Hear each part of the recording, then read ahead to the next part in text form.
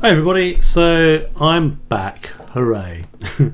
And what I'm going to do, I think, for the next few weeks is, instead of the format that I've been kind of doing recently, where I kind of tried to do lessons, I'm going back a bit to the roots of this channel, which is basically to expend as little effort as possible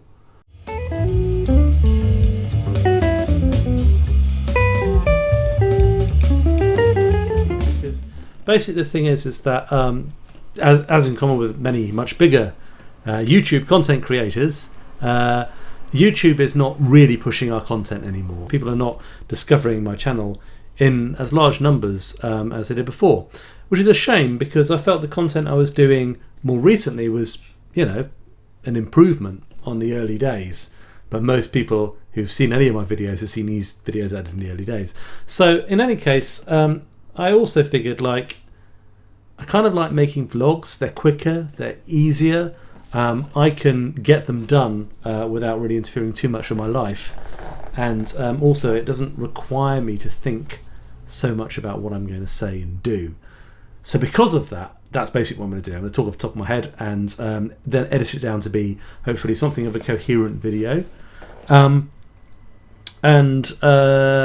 Yeah, there's actually quite a lot to talk about. So I'm not necessarily going to talk that much about, you know what notes to play on, or rhythm changes or anything like that, but maybe be a little bit broader. There will be some of that kind of stuff, and I'll just talk about things that I've been thinking about recently, things that I want to practice, stuff like this. First of all, I've been doing my restringing my Gibson ES175, and for years I was using TI flat wound strings, like flat wound gauge 13 strings, which are great strings, but I was finding that the sound was just a bit muddy.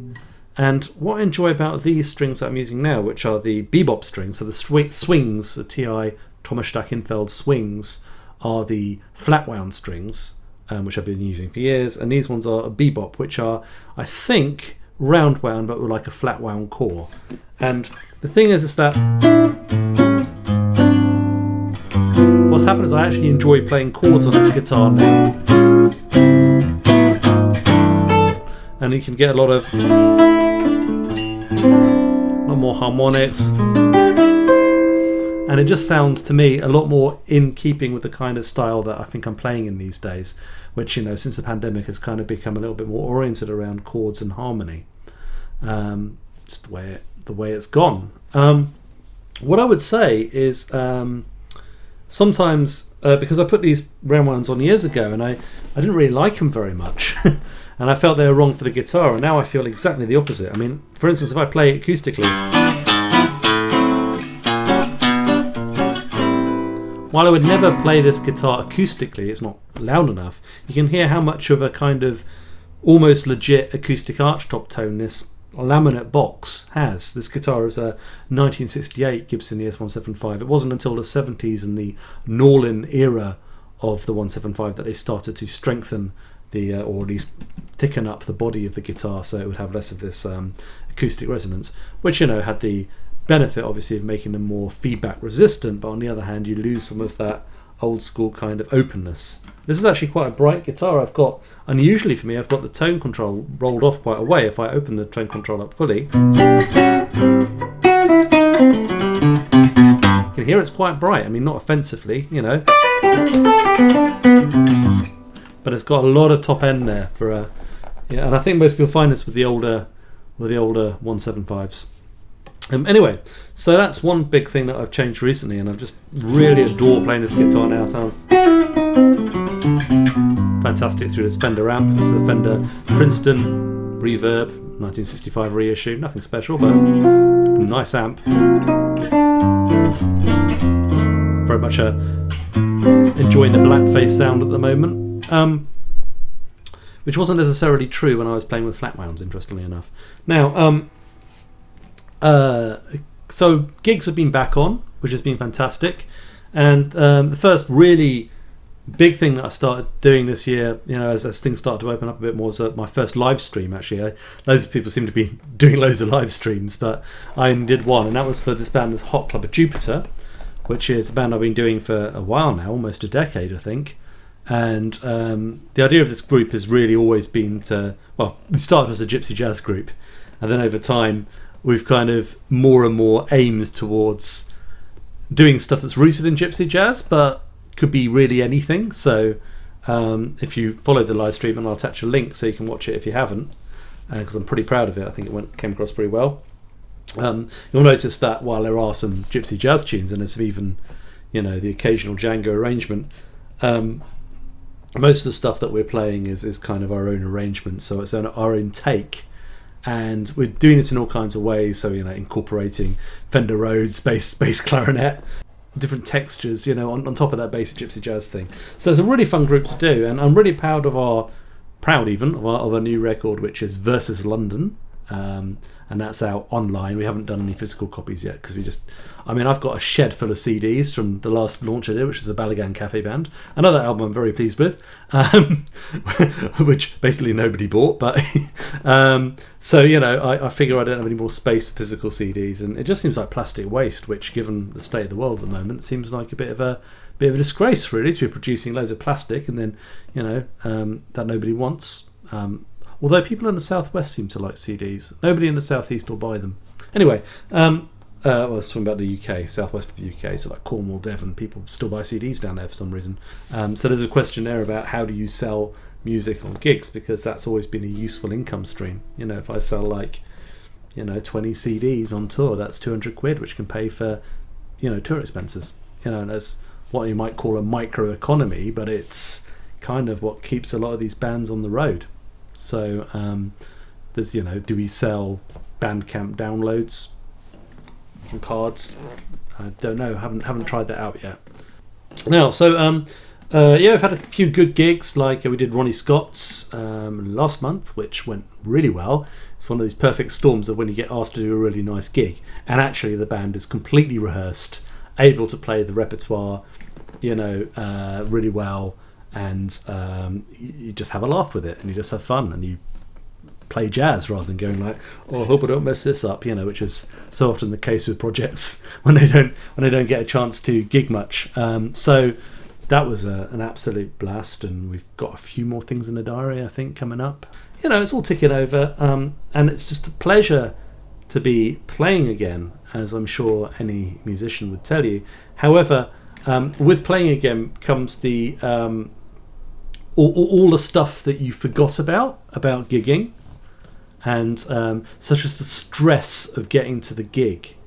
And so I've started kind of doing stuff more on foot because obviously there's the whole thing about it's bad to drive cars, carbon, all of that, but actually in practical terms, we now have a congestion charge on the weekends, which means before, if I was going into a gig on the weekend, I could drive in, fairly easy to park in central London, get this thing out and play a gig on that. And the problem with that now is, of course, they would charge me about 20 quid to drive in.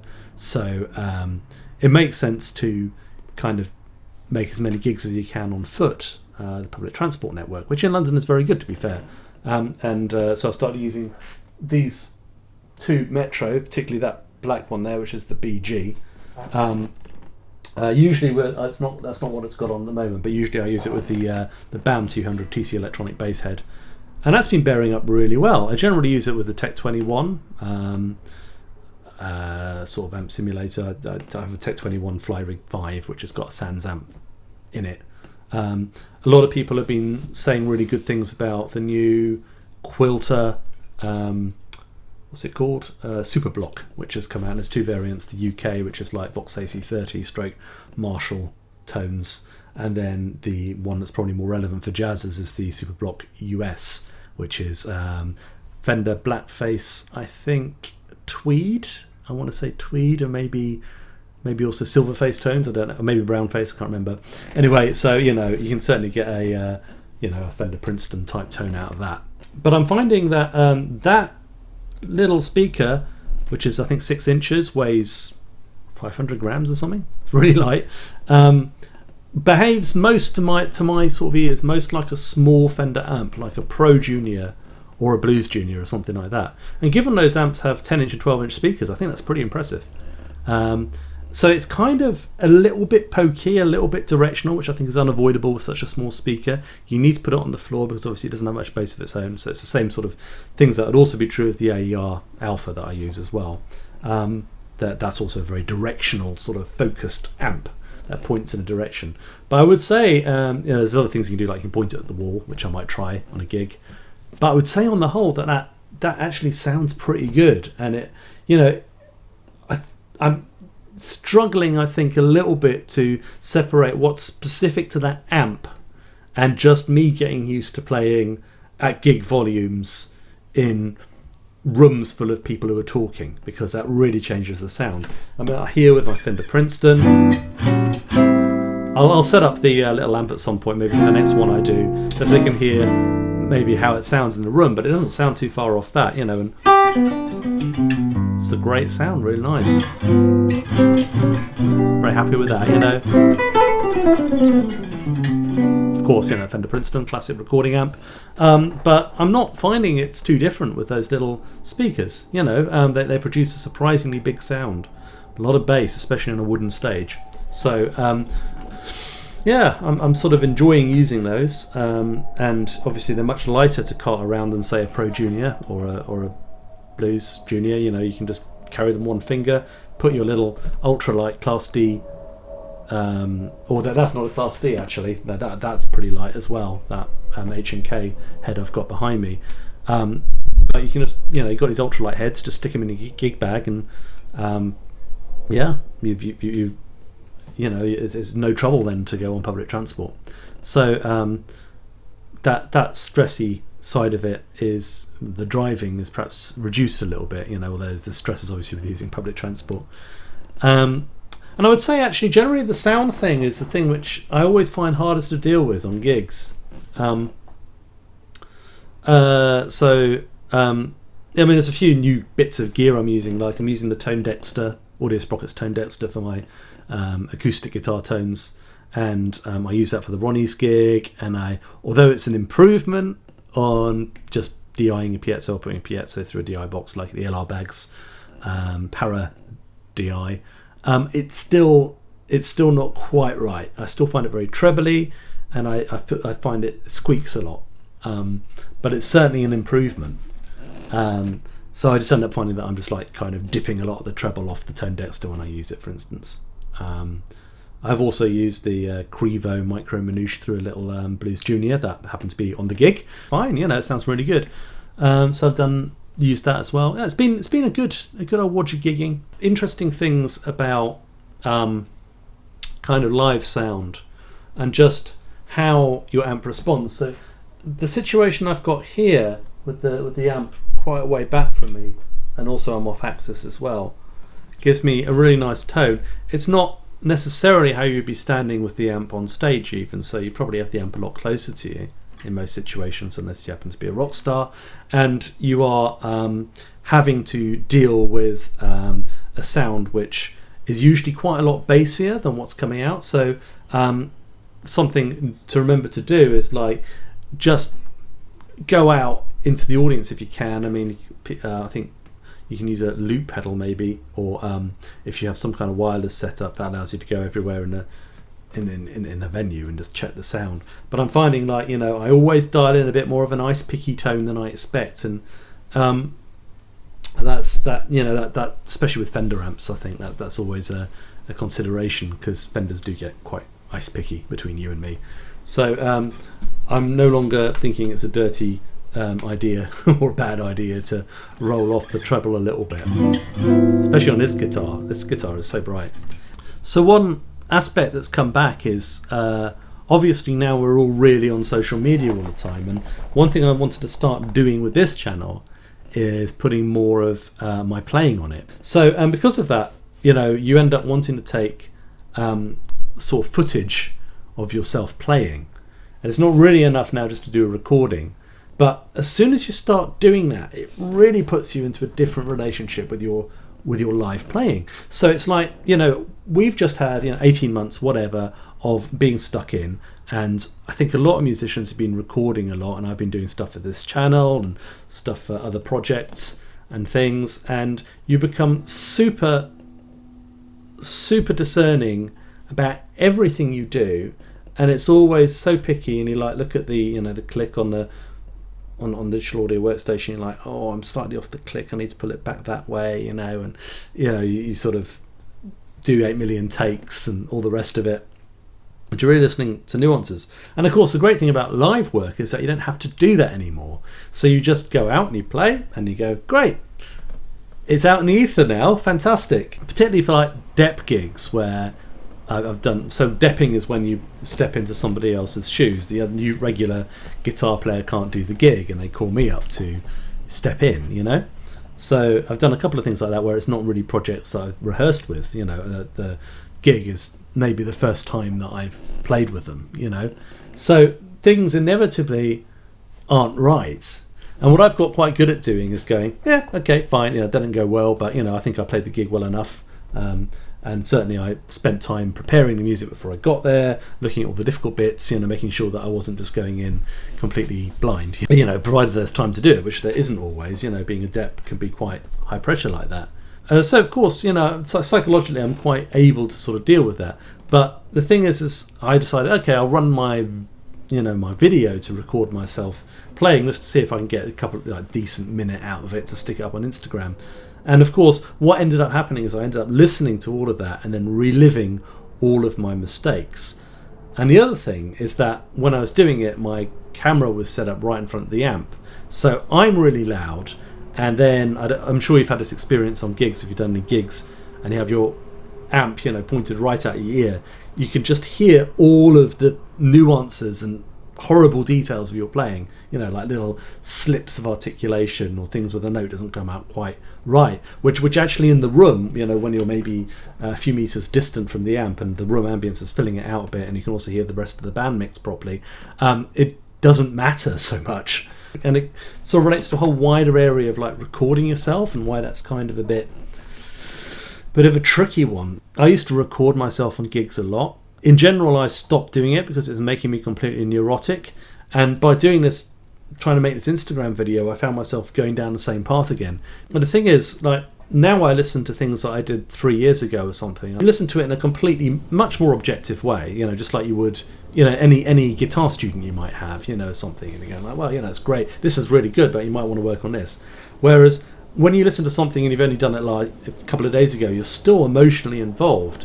And especially with so much recording, you know, your temptation is to want to try and somehow travel back in time and change what you play, just like you would if you were recording in a studio. And I know actually that Pat Metheny has spoken about this, and I know he gets annoyed when people video his gigs and put them out online because he feels the same sometimes about his own playing. So, I mean, I don't think this is something that ever goes away for any of us, you know, whatever level of playing we're at. That's really interesting. Certainly if you listen to Guitar Wank podcast, you often hear Scott Henderson sort of talking like this, going like, hey, I couldn't play a note on that gig, man, the sound was terrible. John Schofield, I think, said, you know, if I ever listen to recordings of my gigs back after the gig, I have no idea whether it's any good or not. I mean, presumably you must imagine he's basically, you know, okay at guitar because the best musicians in the world keep asking him to play with them. So he must have some sort of idea that he's okay. But it just goes to show how we're not necessarily capable of evaluating our own abilities. So we're all our own worst critics, and I think that if you record gigs and listen to them immediately afterwards, which is always a temptation, I can't undo that temptation, then there is a bit of a tendency to relive the gig and not view your playing objectively. In terms of recording yourself while practicing, you are obviously looking for whatever you're looking for. So if you're working on your time, for instance, you're scrutinizing your time very closely. If you're looking at your articulation, same thing, tone, and so on and so forth. So I think recording yourself at home is different. I mean, I think it's a really important feedback process to record yourself when you practice and have a listen back and see how you did. But live, I'm really in two minds. But, you know, it's going to happen whether I like it or not, because we're all on social media. We all need that 1 minute of us shredding to appease the deities of social media, you know. Anyway, that's a lesson I still need to learn, apparently. I'm obviously getting quite into this classical improvisation thing, and I've posted a lot of videos recently about this. I'm not sure how popular this is in the actual world of jazz guitar out there. I get the odd person who goes like, yes, this is exactly what I'm into, please post more things like this, and I'm like, great, but usually that doesn't translate into actual views. So I'm in two minds how to deal with this. I you know, this is a jazz guitar channel, so I'm kind of like, do I make a new channel? And I noticed that all the partimento channels, like all the sort of classical improvisation channels and what have you, have like very few views. It really is a niche area. All it needs, I think, is for somebody like Adam Neely, whose last video is fantastic, by the way. I really enjoyed it. All about tritones and medieval music, exactly my kind of nerdy wheelhouse. But anyway, if Adam Neely did a video about, you know, partimento or something, then it would obviously pick up a lot in popularity. And to be honest with you, I think it's only a matter of time before he does, you know, because it's the sort of thing that would interest him, I think. One of the big academics in researching 18th century teaching practices, composers and improvisers, Robert Gierdingen, has a channel called Child Composers, and I invite you to check it out. It's a bit dry. It's like, I'm a university lecturer, video 1.1. But, you know, actually the lectures are really interesting. They're short, and he is good at explaining and describing and telling the story. He's just not necessarily a YouTube personality like what I am. This channel's well worth checking out. I mean, there's other great ones. Le Blanc et Noir. It's advanced, but, you know, his improvisation skills are incredible. He can improvise in the style of Chopin and all sorts. Of course, there's Nickel Hogan's channel, Learn Partimento it's called now, which, you know, has great interviews with, and you know, some of the best people that, you know, out there for classical improvisation, as well as people like Charles McPherson and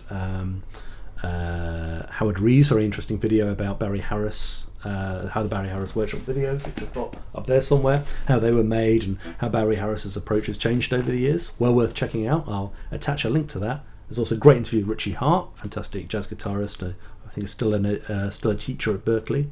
Was a protege of George Benson was his mentor in the 1970s. Very interesting interview again.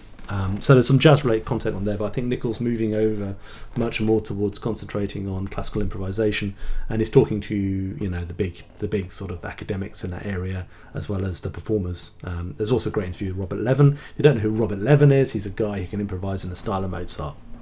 He's a legend.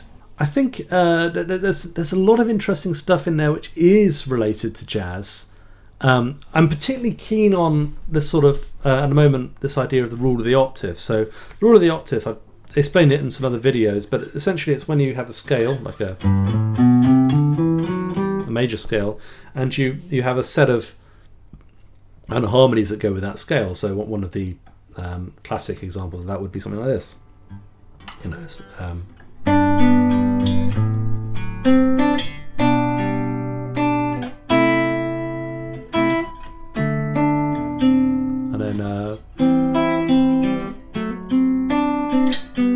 So kind of, so we got the G chord here. So I'm using a G major. This chord here, so it's an inversion of D7, you call it. G over B. Some sort of C major sixth chord. Something like that would be fine.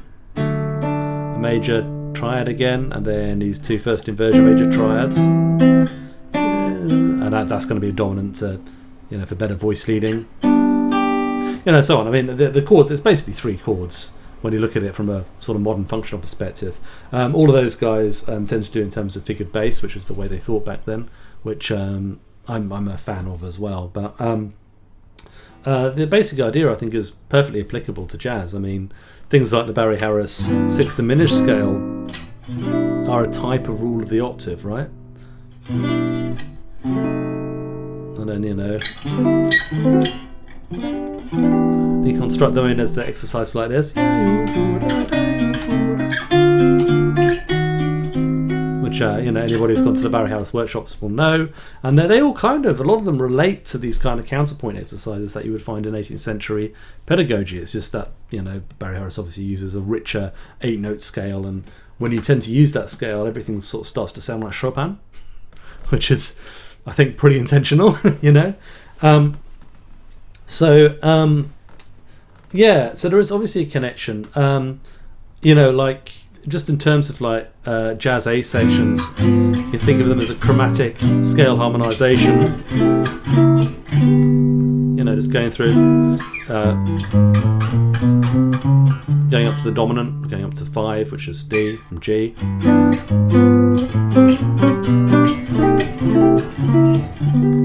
For instance, very old school, swing era stuff. For instance, in what you do, it's the way that you do it, which is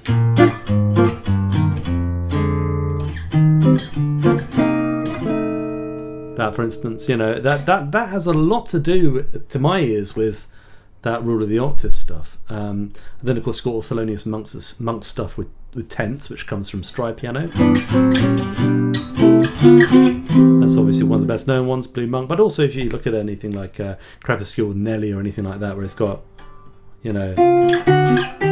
these sorts of things going on, it kind of relates in an interesting sort of way to all of that stuff. And then, you have more contemporary composers. I mean, a good example would be Pat Metheny using,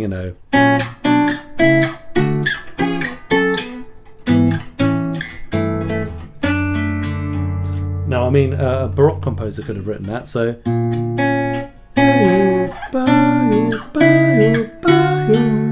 And then this is the middle section of his tune, James.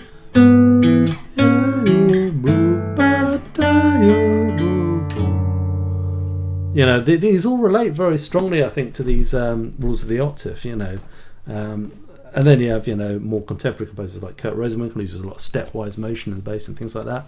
So my idea is, I think, to sort of prepare a kind of little ebook based, I've been thinking about this for a while, based on these ideas, but rather than just talking about them in the classical context that people like Gierdingen or Sanguinetti wrote a great book called Arte Partimento, or John Mortenson's Pianist's Guide to Historical Improvisation. I haven't got the name. There's loads of great books, but they're all obviously based around wanting to apply these ideas to 18th century music, or 19th century maybe. Whereas I think there's actually an interesting through line into jazz, and I think we're so often thinking about these back cycling progressions.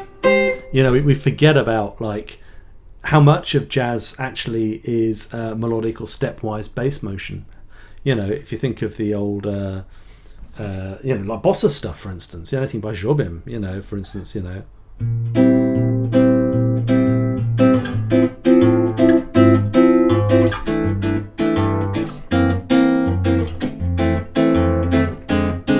that kind of stuff, right? Or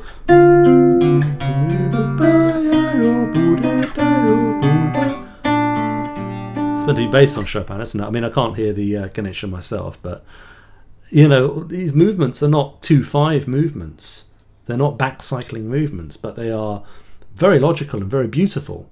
And I think a lot of jazzers go, oh, where does that come from? Because it doesn't necessarily convert into obvious back cycling progressions, 2/5/1s, 6/2/5/1s, 3/6/2/5s, that kind of thing, with like tritone subs, because they're following these rich traditions, I think, in Western music, which manifest themselves in all kinds of beautiful ways. And Django's another one, and he obviously worked completely intuitively.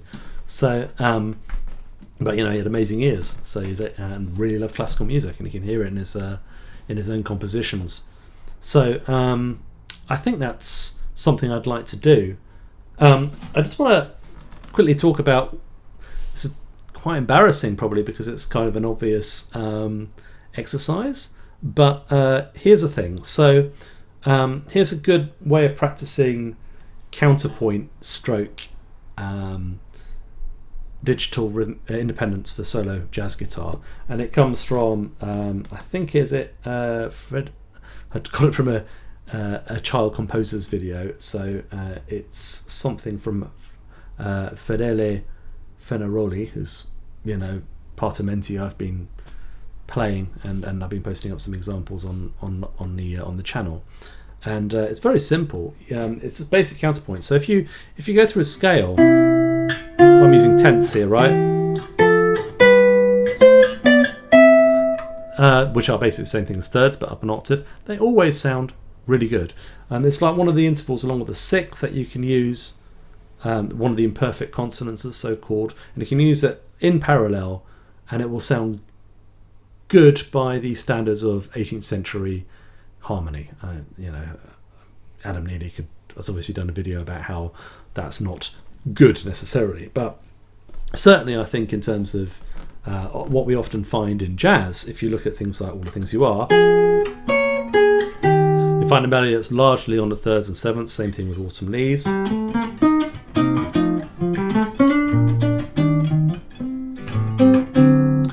It's always on the thirds and sevenths, which is common with those back cycling progressions. So this is obviously something that is relevant, and a lot of the time the melody does sit on the third. Anyway, so obviously on the guitar, things like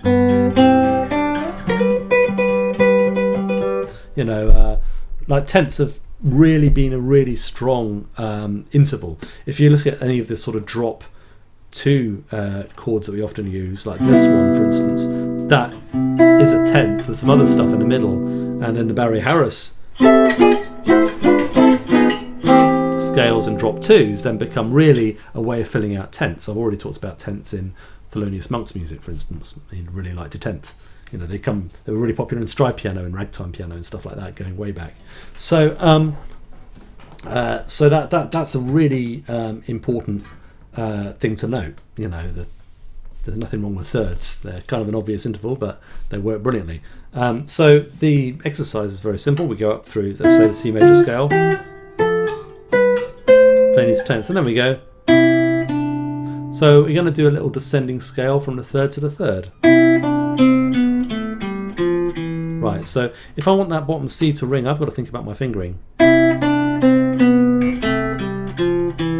Okay.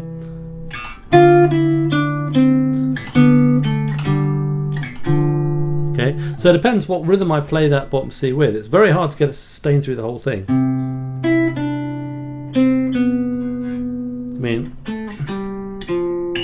the note dies away anyway. So one way you could do it is you could play a bass note for every 2 notes, which is how it is in the Fenaroli example, which is quite nice. And then you can refinger to accommodate those little 2-note things, and then probably slightly harder is the 4-note one by doing.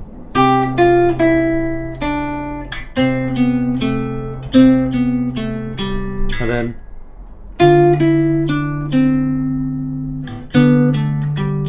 that's hard. Sorry, I started on the wrong note for the C, didn't I?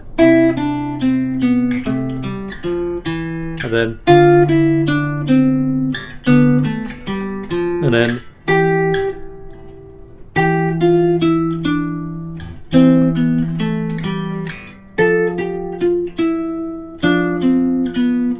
so that's fun. And then, you know, so we're doing it with the 2 each time.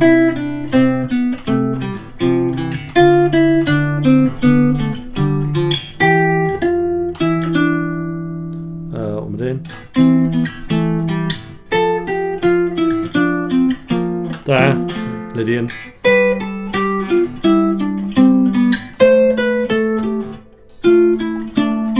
And then this is the